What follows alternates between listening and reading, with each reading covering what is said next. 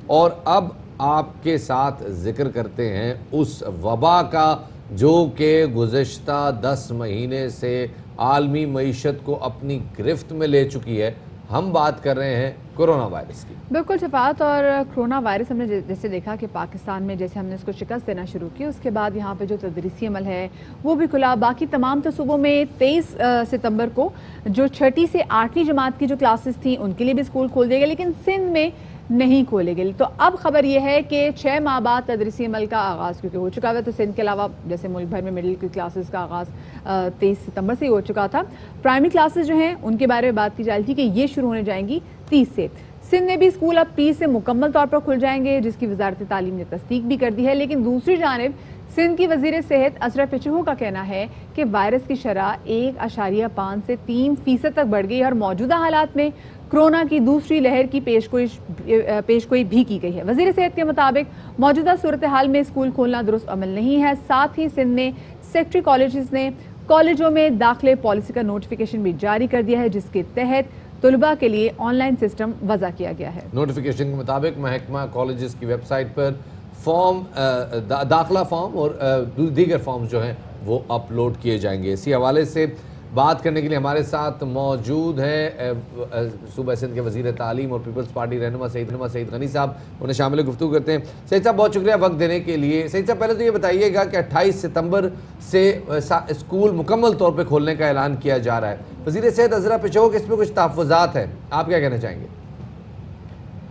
देखिए, कुछ तो केसेस ज़रूर बढ़े हैं, इसमें तो कोई दूसरी राय नहीं है। और मैं समझता हूँ कि जो हेल्थ डिपार्टमेंट है उनके अपने कंसर्न हैं जो उन्होंने इसका इज़हार किया है। लेकिन मजमूई तौर पर अगर आप देखें तो पूरे मुल्क में जो आज से 2-3 महीने पहले सूरत हाल थी, जून जुलाई में या इवन अगस्त में भी, उसके मुकाबले में काफ़ी चीज़ें बेहतर हुई हैं। और इस वक्त पूरे मुल्क में स्कूल खुले हैं, तो एक फैसला था, उस पर हम भी अमल दरामद कर रहे हैं। इसीलिए हम बार बार ये गुजारिश भी कर रहे हैं ख़ासतौर पर पेरेंट्स से और स्कूल मैनेजमेंट से कि वो SOPs पर बहुत सख्ती से अमल दरामद करें, ताकि स्कूल जो हम खोलने जा रहे हैं खुदा न खास्ता पर हालात की खराबी की वजह से दोबारा बंद ना करने पड़े। सही। तो उनके जो थोड़े से खदशात हैं वो किसी हद तक दुरुस्त हैं, लेकिन जाहिर है कि 6-7 महीने तक स्कूल का बंद रहना हो, तो अगर बज़ाहिर ये इम्कान हो कि आगे चल के सूरत हाल ख़राब हो सकती है, तो इस हवाले से उनकी बात में वजन तो है। लेकिन चूंकि पूरे मुल्क में स्कूल खुल रहे हैं, पेरेंट्स का भी कुछ, अक्सरियत का, सबका तो नहीं है, अब भी कुछ पेरेंट्स काफ़ी परेशान हैं। ख्याल है कि स्कूल खुलने चाहिए, स्कूल इंतज़ामिया भी समझती है कि स्कूल खुलने चाहिए।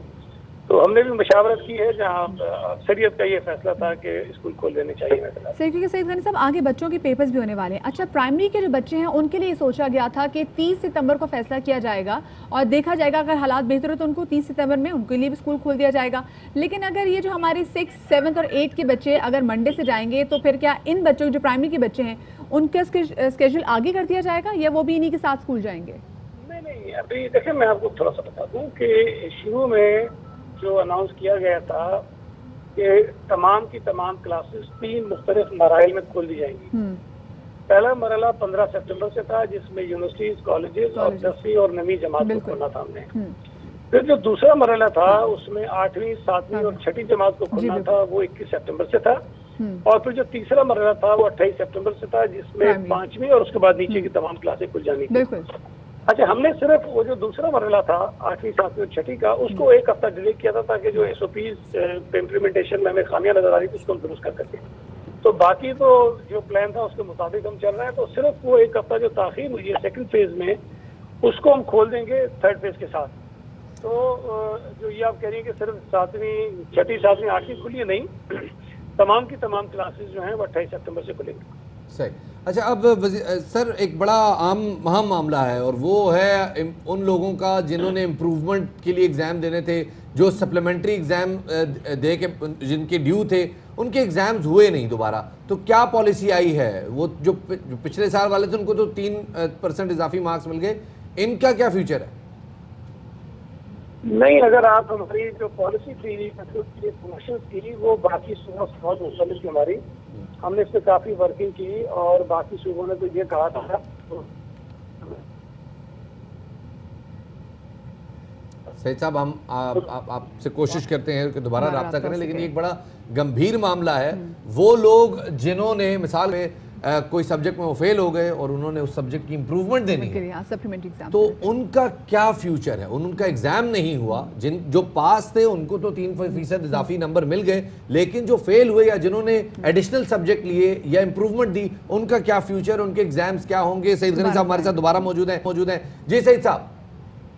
जी, मैं आपको शबाद ये बता रहा था कि सूबा सिंध में जो बच्चों को प्रमोट करने की पॉलिसी थी वो दीगर सूबों से मुख्तलिफ थी और हमने इस पर काफ़ी काम किया था। और इन्हीं चीज़ों को मद्देनजर रखते हुए कि जिन बच्चों जो पॉलिसी पहले बनाई गई थी बाकी सूबों के लिए, उन्होंने ये कहा था कि सिर्फ 40% जो पेपर्स में बच्चे पास थे हम उनको प्रमोट करेंगे, बाकी को नहीं करेंगे। लेकिन सूबा सिंध ने तमाम बच्चों को प्रमोट किया, चाहे वो 5 बच्चों में क्यों न फेल हो। अच्छा, इसमें 3% तो आप बिल्कुल ठीक कह रहे हैं कि हमने 9th और 11th की बेसिस पर उनको मार्क्स दे दिए थे इजाफी, लेकिन जो बच्चे मुख्तलिफ पेपर्स में अपना इम्प्रूवमेंट के लिए अपेयर हो रहे थे हमने उनको भी इजाफी मार्क्स दिए। तो ये कितने इजाफी मार्क्स दिए सर उनको? कितने इजाफी मार्क्स? मेरा ख्याल है उनको भी 3% ही दिए हैं। तो सर जिस बंदे ने 33 नंबर लेके वो फेल हो गया, उसको 3% इजाफी मार्क्स मिल गए, तो उसने 39 नंबर ले लिए होंगे। ये आपको नहीं लगता कि नाइंसाफी है उनके साथ? नहीं, देखिए उनके पास एक ऑप्शन है। उनके पास ऑप्शन ये है कि अगर वो समझते हैं कि 3% से ज्यादा मार्क्स वो ले सकते हैं तो वो एग्जाम दे सकते हैं जब एग्जाम होंगे। अब ये तो देखें बड़ा मुश्किल काम है ना कि आप हर बच्चे के लिए अलग से कोई पॉलिसी बनाएं। जो पॉलिसी बनती है वो जनरल होती है, सब पे अप्लाई करती है। लेकिन सर इंडिविजुअल केसेस को भी केटर करना बहरहाल जरूरी है और उम्मीद करते हैं कि इस हवाले से आप जरा एक रिकंसिडरेशन जरूर करेंगे। बहुत बहुत शुक्रिया जी सईद गनी साहब हमारे साथ। 6% इजाफी मार्क्स दिए गए, बट लेट्स सी क्या होता है आगे।